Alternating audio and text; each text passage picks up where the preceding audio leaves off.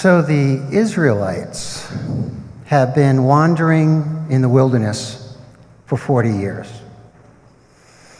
You ever wait a long time for something? You ever feel like spring will never come? Tomorrow the Red Sox are going to throw the first pitch, and spring will officially begin here in the land of Red Sox Nation. But still we wait. I have a very good friend who will be spending Easter with us from Oregon. His name is Russell, and he is running the Boston Marathon. And he texted me yesterday. He said, "Kent, am I going to be running in the snow?" And I didn't quite know what to say. Maybe he will, maybe he won't. We've been waiting a long time, right? The Israelites have been waiting a long time to enter into the promised land. 40 years. Moses has died. He was only able to look over into the promised land. And now Joshua, his right-hand man, is about to lead the people into the promised land, but there are already people there. There are already kingdoms there. There are already people living there. And so here they've been wandering, and now they are promised this land, but it's already occupied. So Joshua, with God's prodding, sends a couple of scouts, a couple of spies, to go into the land of the Canaanites, which are the dominant people, and to go and enter their capital city of Jericho, and to see if there will be room for them, how they might enter this promised land without being destroyed. And so they find their way to a woman named Rahab, who is a Canaanite, who is an outsider amongst her own people. And we find that the king of the Canaanites, the king in Jericho, hears that these scouts, these Israelis, these outsiders have entered into the home of Rahab. And so we pick it up in Joshua chapter 2, verse 3. Then the king of Jericho sent an order to Rahab, "Bring out the men who have come to you, who entered your house, for they have come only to search out the whole land." So Rahab is faced with a question. Who is worthy of being saved? Are these two outsiders from a distant land, these wanderers, these Israelis, are they to be granted safe refuge? Is she to listen to the king, her own king, or is she to listen to the promptings of God? Who is worthy of being saved? Fast forward about 3,000 years to today. According to the United Nations High Commission for Refugees, there are 70 million people living as refugees.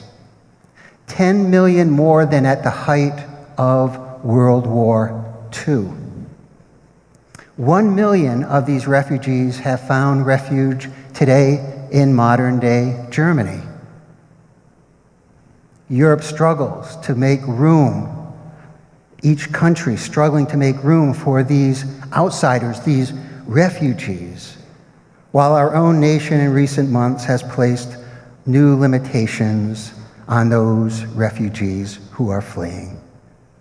And so the question posed to Rahab is posed to us within the United States and the peoples of the world. Who is worthy of being saved?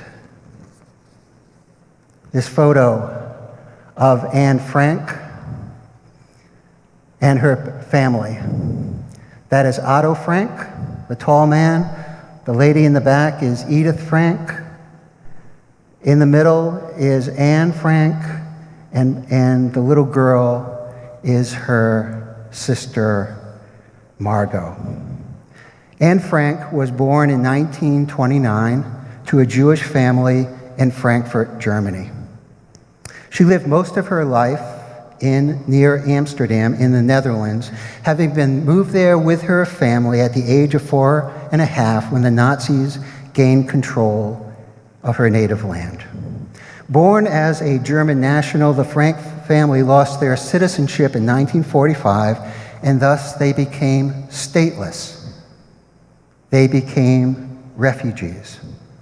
By May 1940, the Franks were trapped in Amsterdam by the German occupation of the Netherlands.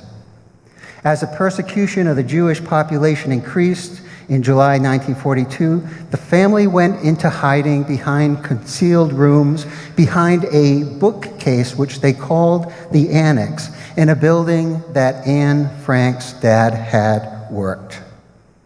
And from then until their arrest, because they were betrayed by the Gestapo in August of 1944, Anne kept a diary that she had received as a birthday present and recorded her experience and recorded her thoughts.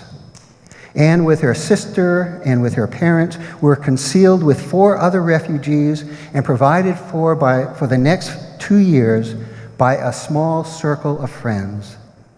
The organizers of this little group of resistance to provide for their Jewish neighbors was a husband and wife.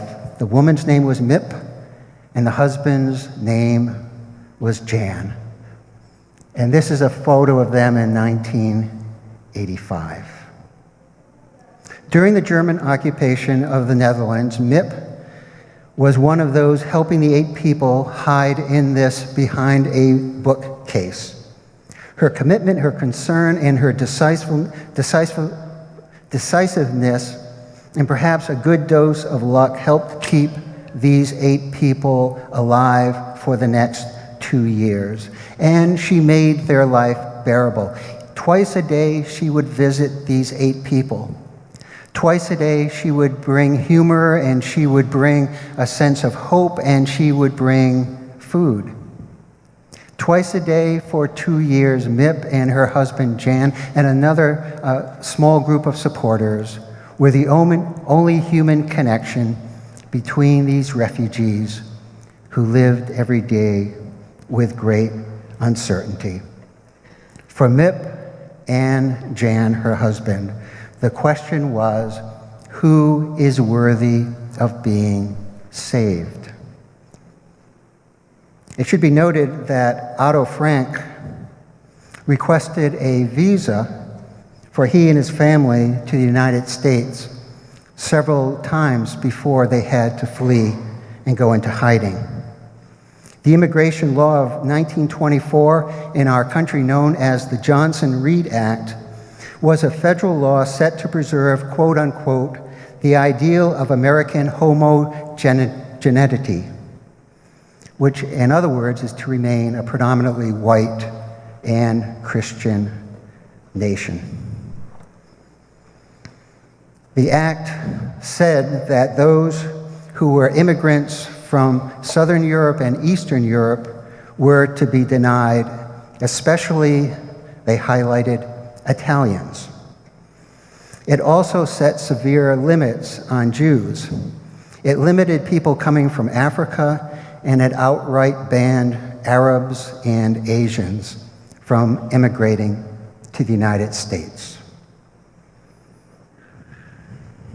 It should be noted that Otto Frank and his family died at the hands of the Gestapo, in part because the immigration laws of the United States kept them from immigrating. Jews were simply not welcome. Again, we wrestle with the question 3,000 years later from the time of Rahab, who is worthy of being saved? Let's go back to the Bible story. Joshua 2, verse 4 and 6. So the king of Jericho said to Rahab, "Turn the people over." But Rahab took the 2 men and hid them. She brought them up to the roof and hid them with the stalks of flax that she had laid on the roof. Rahab had a choice.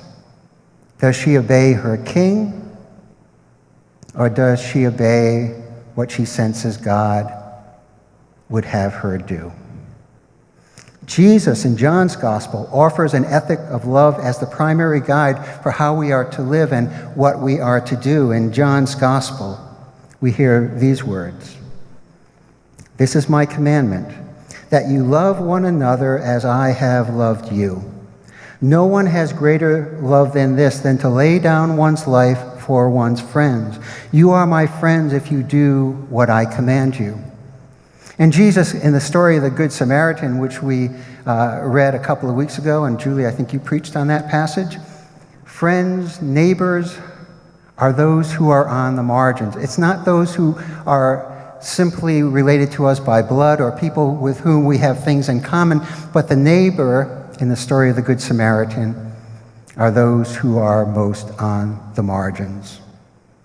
No one has greater love than to lay down one's life for one's friends, for one's neighbors, and Jesus draws the parameters as widely as you possibly can draw them as to who our neighbors are.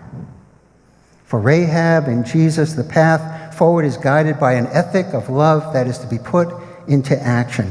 Love that is selfless, love that is even sacrificial, love that takes people to and places them in harm's way, like Mip and Jan risked their very lives for their neighbors of a different religion.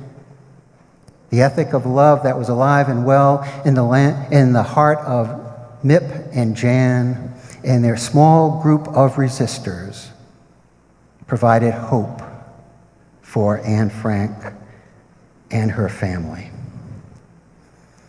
The challenge of our time is real.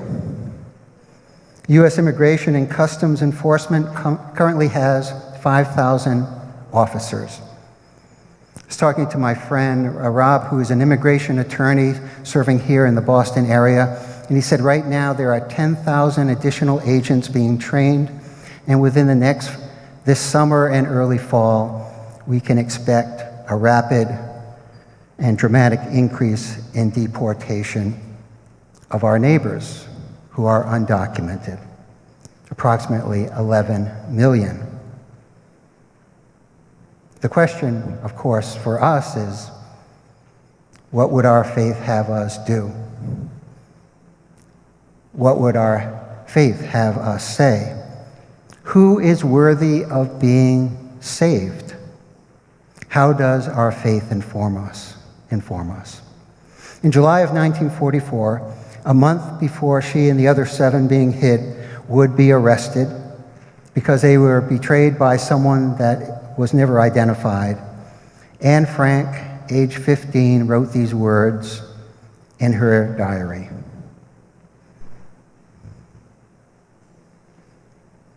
I see the world being slowly transformed into a wilderness. I hear the approaching thunder that one day will destroy us too. I feel the suffering of millions. And yet, when I look up at the sky, I somehow feel that everything will change for the better, that this cruelty too shall end, that peace and tranquility will return once more. Rahab knew that she was part of a movement, a small part of a movement towards freedom.